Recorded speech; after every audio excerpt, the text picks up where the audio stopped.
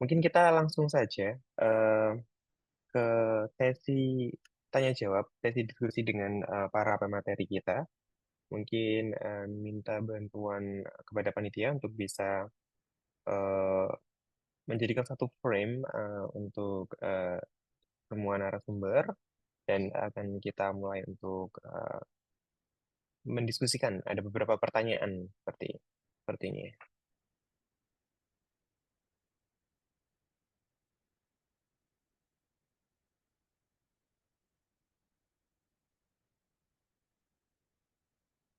Ya, jadi kita mulai di pertanyaan pertama. Ini ditujukan kepada Dr. Dini. Ibu Dini mungkin masih bergabung ya?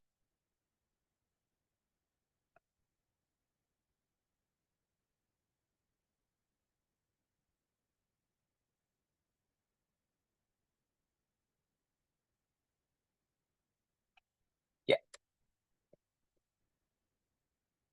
oh ya Ibu Dini. Oke.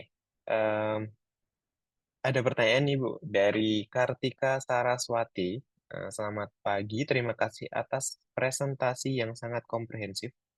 Pertanyaan saya untuk multi-source surveillance, bagaimana strategi yang selama ini telah digunakan untuk memfilter informasi dari media sosial atau dari media yang lain? Terima kasih. Mungkin bisa langsung dijawab, Bu.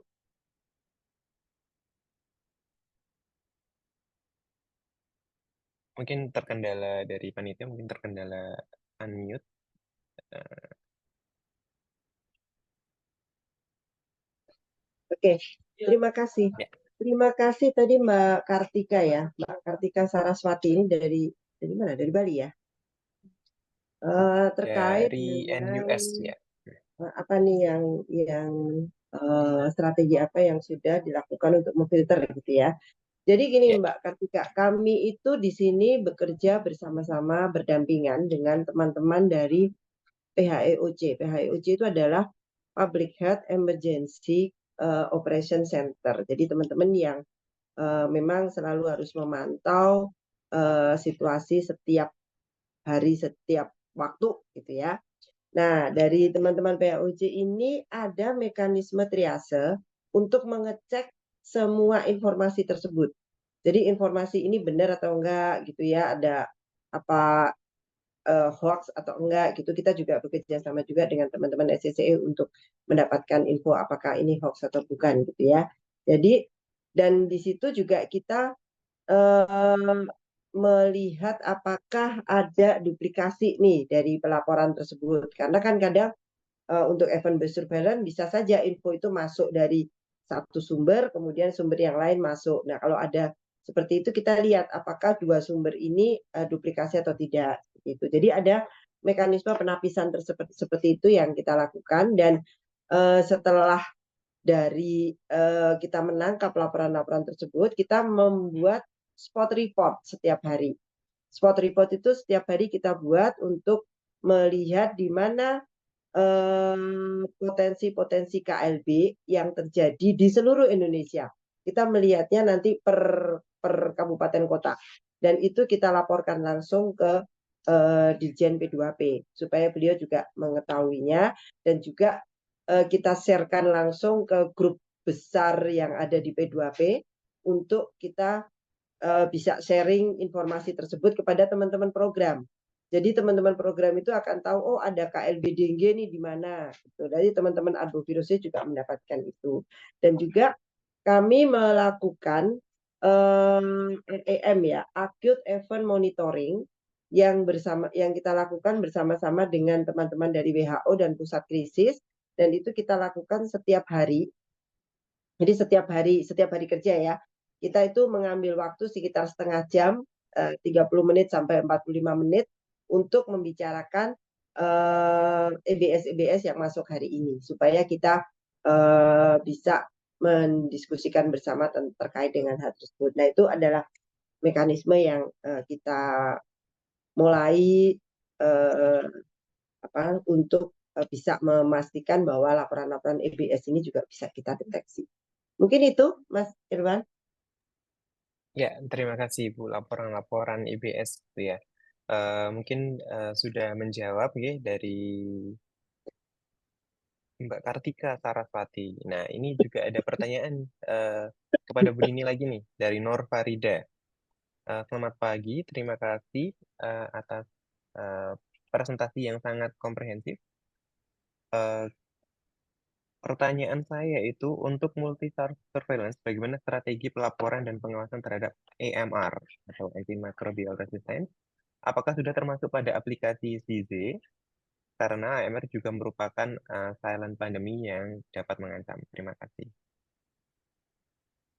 untuk pertanyaan terkait AMR Ya, di CZ terima seperti itu. kasih. Ya, Untuk AMR sampai dengan saat ini kita belum mendapatkan datanya, gitu ya. Jadi kita mencoba untuk apa namanya sudah mulai mencari juga. Ini kira-kira datanya kita dapat dari mana nih, gitu. Karena kalau data itu bisa masuk di dalam sistem yang ada, itu mungkin nanti kita bisa mendapat. Karena kan selama ini kan data itu masuk ke teman-teman BKPK ya, kalau saya nggak salah ya. Nah, itu datanya belum belum kita tangkap, tapi kemungkinan besar itu ini menjadi ini baik. Saya juga terima kasih ya atas infonya ini. Jadi mungkin nanti kami juga akan membuka apa namanya saluran untuk mereka bisa mendapatkan informasi itu terkait dengan hal tersebut. Karena menurut saya itu juga harus harus menjadi suatu ini juga. Dan juga yang terkait dengan patogen baru itu juga masih merupakan tantangan untuk kami supaya kita bisa mendapatkan data-data tersebut. Karena terus terang untuk data laboratorium agak sulit kami mendapatkannya. Mungkin itu, Mas Irfan. ya. Terima kasih Ibu untuk jawabannya, yaitu terkait AMR di aplikasi CC ya, yang mungkin nanti ke depannya kita bisa menambahkan seperti itu untuk berbagai variabel seperti itu tentunya. Nah, ini pertanyaan selanjutnya untuk seluruh pembicara. Ini mungkin bisa dimulai dari Ibu Dini dahulu. Hmm. Dari Bimandra Javara, setelah COVID, kita menyadari bahwa respon pandemi sangat kompleks dan pengambilan keputusan membutuhkan evidence yang komprehensif. Nah, untuk menghasilkan evidence tersebut perlu kolaborasi dari banyak pihak. Nah, menurut Bapak Ibu pembicara, bagaimanakah model kolaborasi antara pemerintah, akademisi, dan juga stakeholders lain supaya kita bisa mempersiapkan lebih baik untuk merespon the next pandemic seperti itu. Mungkin dari Ibu Dini, Ya, monggo Ibu. terima Ya. kasih. Mungkin dari sisi kami sebenarnya kita sudah mencoba membuka untuk beberapa koordinasi terkait hal tersebut. Salah satunya adalah kalau tadi kita bilang bahwa selama ini kita masih pakai lebih ke arah surveillance tradisional nih. Kita menangkap orang-orang yang datang ke Paskes. Nah, kita sekarang sudah mulai membuka untuk atau mendorong untuk pelaksanaan surveillance berbasis masyarakat atau community based surveillance.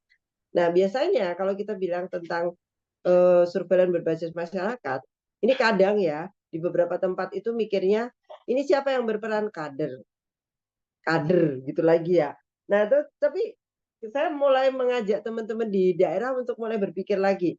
Ini kayaknya Gen Z ini kan juga ketertarikan untuk menjadi kader udah mulai menurun ya. Saya nggak tahu ini masih ada Gen Z yang ini. Jadi apa namanya kemungkinan juga ke depannya itu jumlah kader kan juga sudah mulai menurun gitu ya. Jadi kita juga harus mempersiapkan untuk di masa mendatang ini kira-kira info apa nih yang kita bisa dapat ini.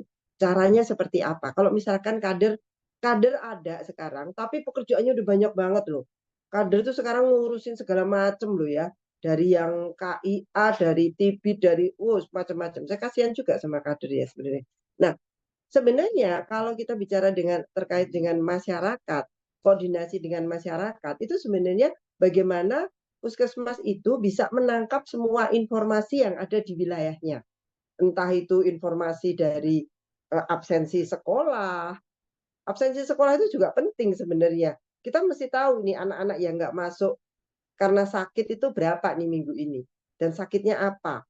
Dan semakin dari minggu ke minggu tuh naik nggak yang sakit. Kalau dari minggu ke minggu naik itu udah informasi sebenarnya.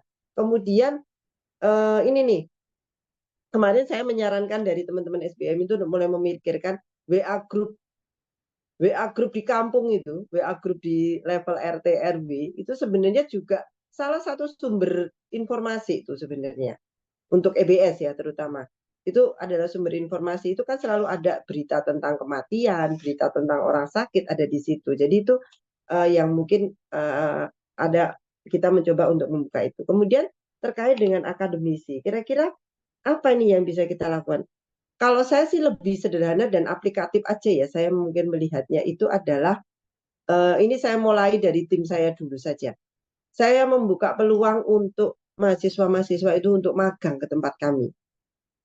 Karena dengan mencocokkan ini dari ilmu yang teori yang didapat di sekolah, kemudian datang ke tempat kita untuk melihat. Karena selama ini tuh yang teman-teman lakukan itu lebih ke arah bagaimana melakukan respon.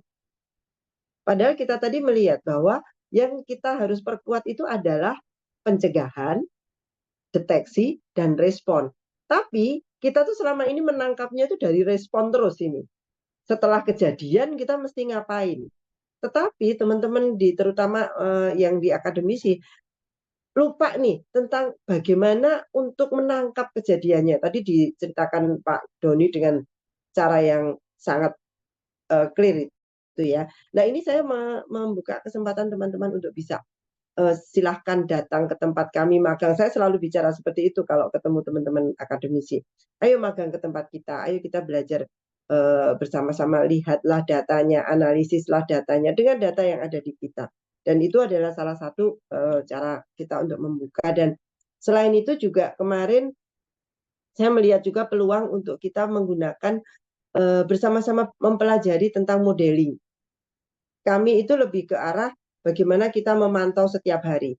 Tapi kita lupa nih, bagaimana kita memprediksikan sesuatu dengan cara modeling. Dan ilmu itu juga kita butuhkan.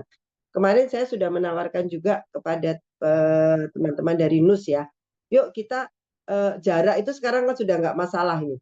Ini keuntungan dari pandemi kan seperti itu ya. Jarak sudah tidak menjadi masalah lagi.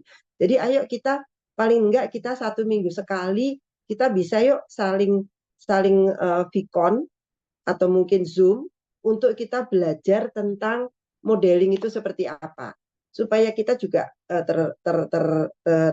apa namanya terpicu untuk menekan. Dan ilmu modeling yang dipunyai oleh teman-teman di akademisi juga akan berguna juga gitu. Dan itu nanti akan saling terkait dengan itu. Dan mungkin itu yang beberapa hal yang kita lakukan. Dan juga pada saat kita melakukan beberapa intervensi, kita juga selalu menggandeng teman-teman dari akademisi terutama untuk sama-sama saling bisa bekerja dan menuliskan. Karena menurut saya tuh kita itu rajin bekerja, tapi untuk menuliskan itu kita sering ada kendala nih. Menuliskan dalam bentuk operasional riset atau seperti apa itu kita terkendala. Jadi saya mengajak teman-teman akademisi untuk berjalan bersama dengan kita, melakukan intervensi dan membuat menjadi sebuah operasional riset untuk bisa digunakan di tempat lain. Mungkin dari saya itu ya. Ya, baik. Terima kasih, Ibu Dini. Mungkin selanjutnya barangkali Pak Doni masih bergabung ya?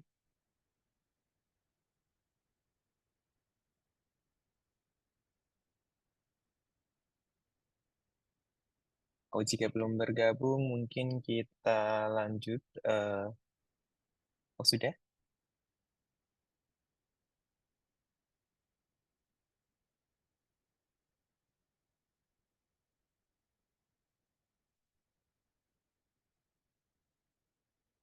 Oh ya, belum. Jika belum, mungkin dari Dokter Kamal, barangkali ada tambahan mengenai pertanyaan ini.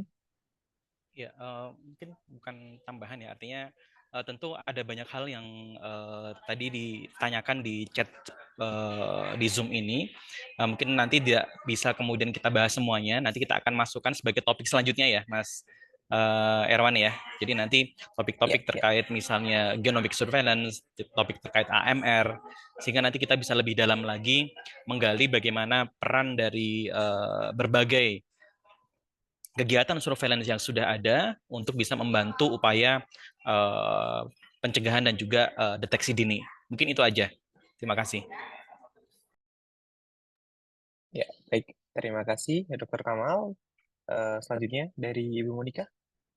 Ya, Eh, baik. eh, tadi maaf Mbak Oh Monika. iya, Ibu Dini. Tadi ada satu tuh yang mungkin bisa dijawab itu Mas, yang untuk apa teman-teman laboratorium bagaimana untuk bisa menangkap sinyal di SKDR itu tadi yang Mbak Lulu atau siapa.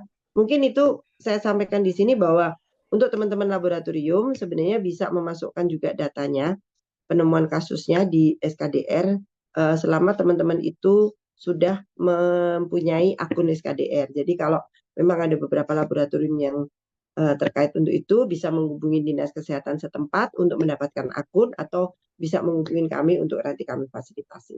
Mungkin itu tambahannya. Terima kasih ya. Maaf ya Mbak Monika memotong. Aman Bu Dini, tidak apa-apa.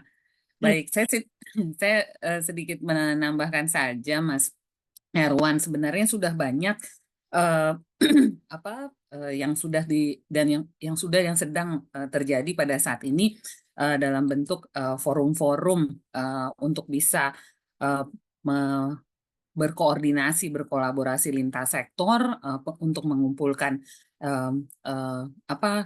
memantau begitu ya, memantau kondisi yang ada seperti yang tadi di bawah kepemimpinan dari Ibu Dini, juga dari Direktorat Surveillance, juga dari Kementerian Pertanian, dari Direktorat Kesehatan Hewan, juga dari KSDAE, Kementerian dari Ministry of Environment ya. Untuk tadi saya sedikit men-sharingkan beberapa sistem informasi yang sudah ada sekarang, dan CZ sendiri mencoba untuk memfasilitasi pembagian data lintas sektor. Mungkin nanti di kesempatan berikutnya usul juga Mas Kama dari Kemenko PMK bisa men-sharingkan karena tadi di dalam salah satu referensi di paparan saya terkait Permenko PMK nomor 7 2022 itu sudah ada amanah begitu untuk pembentukan tim koordinasi di tingkat pusat dan daerah, pemerintah pusat dan daerah untuk mendukung operasionalisasi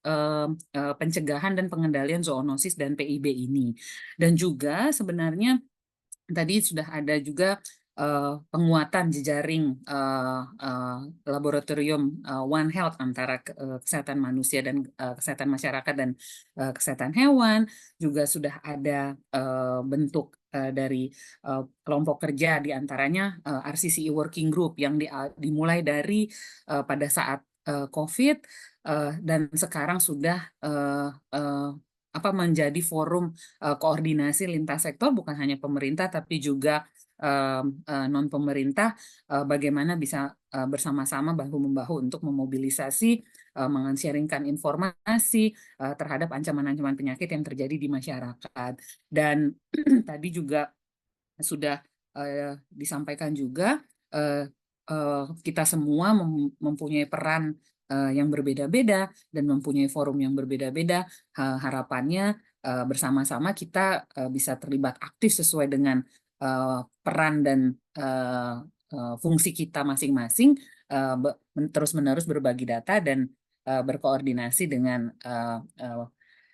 baik itu dinas kesehatan, dinas kesehatan hewan, KSDA, dan semua pihak yang terlibat di dalam mengatasi ancaman pandemi ini. Dan tidak lupa juga dari universitas, sektor swasta, civil society itu juga mempunyai peran yang sangat besar di dalam pencegahan dan pengendalian ini ke depannya. Terima kasih, begitu sedikit tambahan. Terima kasih, Mas. Terima kasih. Eh, Mungkin kurang lebih seperti itu ya untuk rencana ke depannya untuk webinar ini, dan juga bagaimana kolaborasi atau model kolaborasi yang akan dapat kita lakukan bersama-sama dengan pemerintah, akademisi, dan juga stakeholders lain. Seperti itu. Nah, selanjutnya kepada Ibu Dini, izin Bu, kalender hazard ada yang mohon kiranya Bu bentar.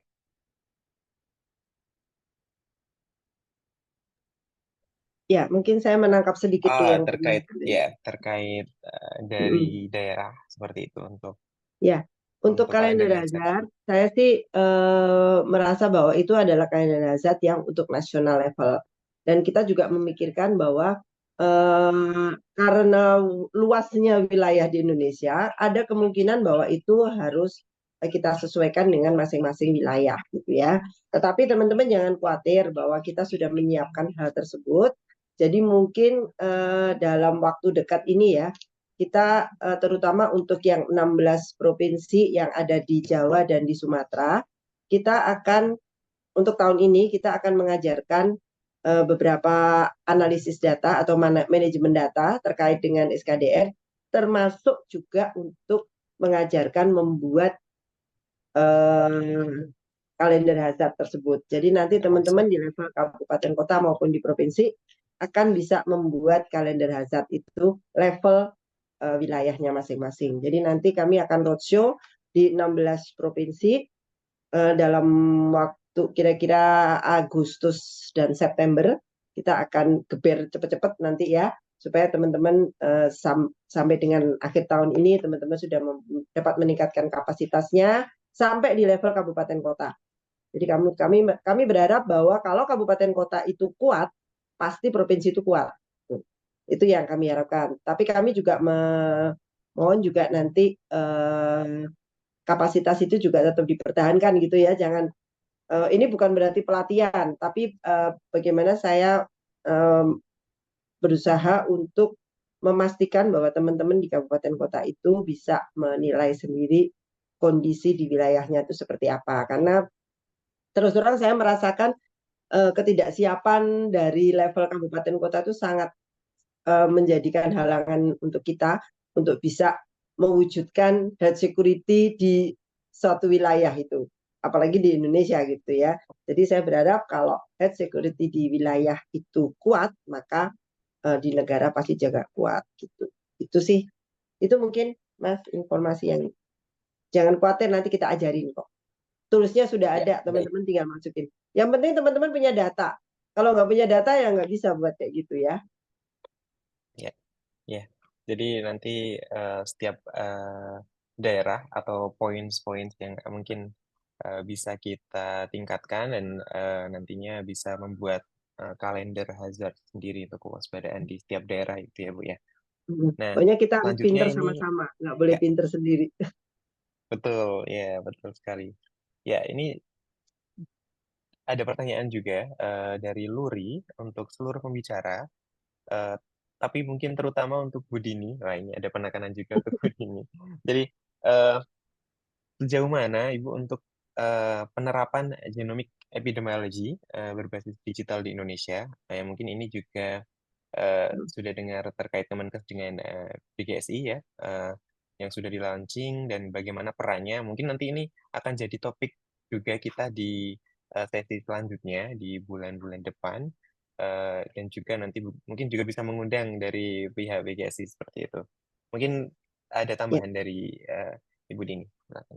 ya, terima kasih. Kami memang menunggu hasil yang dari BGSI ya, karena hasil dari BGSI itu sebenarnya kan hasil-hasil dari genome sequencing dari beberapa penyakit gitu ya, dan itu sangat dibutuhkan sekali untuk data-data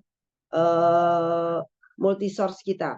Jadi saya contohkan seperti misalkan kalau kita secara rutin mendapatkan data terkait dengan hasil whole genome sequencing dari COVID aja deh, yang banyak gitu ya, yang banyak kan itu akan memudahkan kita. Jadi begitu kita nanti akan melihat ini bahwa kalau kita mendapatkan secara rutin data whole genome sequencing dan kita akan memantau nih, oh ternyata yang saat ini yang terpantau itu adalah Omikron, misalkan Omikron pun ada ininya sendiri kan, ada JK berapa gitu ya. Selama itu masih di level Omikron, oke, kita nanti masih aman-aman aja nih. Pasti penularannya itu tinggi, tetapi tingkat keparahannya rendah. Nah, itu kita pantau terus. Tapi pada suatu saat misalkan, amit-amit ini ya, kita ngomongnya amit-amit dulu nih. Kita menemukan ini, oh ternyata kok ada delta nih. Ada delta nih. Nah, itu suatu hal yang harus kita waspadai. Bahwa nih delta ini harus kita lakukan dengan harus kita infokan ini bahwa oh ini datanya ada di mana. harus segera kita lakukan tracing sesegera mungkin, kita lakukan bukan pengamanan ya, lebih ke isolasi lah untuk orang tersebut. Selain itu juga kita juga memantau orang ini pergi kemana saja dan dapat dari mana. Dan setelah itu kita juga harus infokan ke rumah sakit untuk melakukan persiapan-persiapan. Artinya persiapan ini logistiknya disiapin dan lain-lain. Juga pemerintah daerah setempat di mana kasus itu ada itu juga harus. Jadi seperti itu fungsinya kita lakukan juga untuk salah satu fungsi pengawasan di surveillance kita. Mungkin itu, Mas. Ya, baik. Terima kasih, Ibu Dini. Barangkali dari narasumber yang lain ada tambahan atau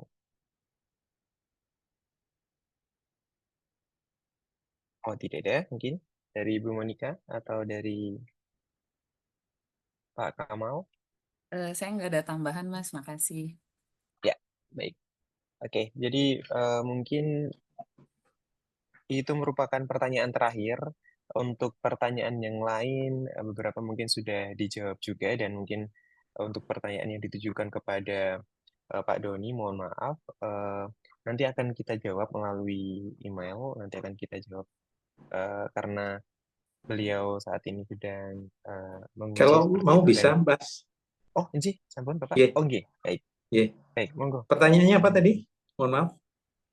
Ya, untuk pertanyaannya tadi yang pertama terkait dari Santi untuk Pak Doni, apakah semua platform yang Bapak sampaikan tadi dapat diakses bebas datanya? Jika bisa, mohon berkenan disampaikan bagaimana caranya. Seperti itu, Pak. Untuk Oke. yang pertama. Oke. Platform saya rasa tergantung ininya ya, beberapa perlu merupakan hal yang tidak terlalu bebas, tapi ada juga yang bisa dilihat secara interaktif di websitenya. Jadi level kebebasannya itu tergantung kebutuhan analisisnya. Itu. Terus tadi kalau tidak keliru ada yang sudah ada satu lagi, Mas. Ya, satu lagi terkait bagaimana modeling dalam memprediksi penyakit-penyakit tersebut sudah diimplementasikan di Indonesia. Dan kemudian apakah diseminasi informasi hingga menjadi kebijakan dilakukan di Universitas, Kemenkes, WHO, atau yang lainnya, seperti itu untuk modeling. Ya, mungkin kalau belajar dari COVID kemarin, misalnya beberapa hasil modeling tersebut, kemudian kita diundang ke rapat-rapat koordinasi dengan waktu itu ketua satgas dan sebagainya. Itu menjadi bagian dari pertimbangan untuk melakukan berbagai tindakan. Itu satu. Memang ini di Indonesia ini menjadi sesuatu yang new emerging fields untuk pengambilan keputusan. Kalau pada level global sebenarnya itu sudah lama. Saya belajar modeling sedikit itu ya sudah tahun 2000-an awal gitu. Jadi sebenarnya pada level global pengambilan kebijakan di WHO dan institusi global itu hal yang jamak, tapi memang di Indonesia sendiri menjadi sesuatu yang cukup baru untuk itu menjadi sebuah praktek yang biasa. Nah, saat ini misalnya UGM itu ada kolaborasi juga dengan Kemenkes dengan tim Jain penyakit infeksi emerging itu terkait dengan ABVC. ABVC itu sebuah virtual monitoring, gimana kita mencoba untuk tadi melakukan early warning. Nah, di situ kita mencoba berkolaborasi meningkatkan kapasitas dalam hal modeling beberapa penyakit menular tadi, termasuk ini tadi yang kita coba kembangkan menggunakan multiple sources, menggunakan AI dan juga modeling untuk bisa meningkatkan kapasitas e-wars. Ini masih langkah awal, kita masih melakukan prototyping, tapi nantinya harapannya kalau memang cukup sensitif dan reliable bisa dimanfaatkan oleh surveillance-nya Kementerian Kesehatan.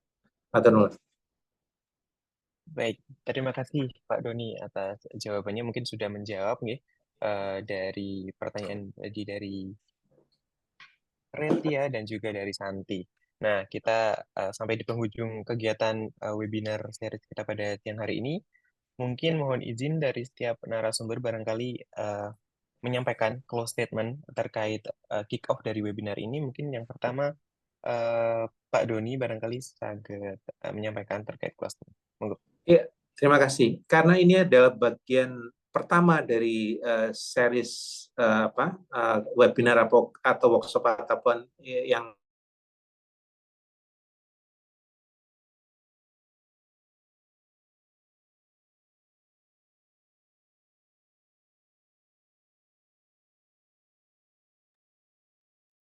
Pak Doni. Oh, mungkin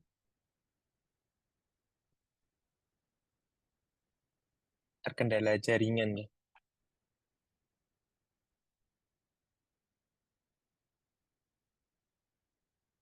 Ya, mungkin dari Pak Doni kita izin stop dahulu.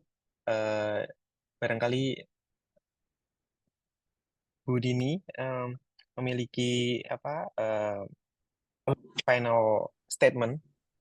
Oh, ini Saya Pak Doni sudah mau bergabung. pantun aja deh. Oh, siap Bu Dini. Oke. Boleh ya Silakan pantun Ibu. ya. Boleh yuk. Ini, dong, Bu. oh Ini iya, Pak ini Doni mau tak sudah pantunin bergabung. dia datang. Bentar, aku pantun sebentar. Aku pantun sebentar, Mas Doni. Ya. Ya, ini karena benar nih, reuni benar nih. Sangat senang bertemu teman untuk reuni. Sambil minum coklat yang hangat.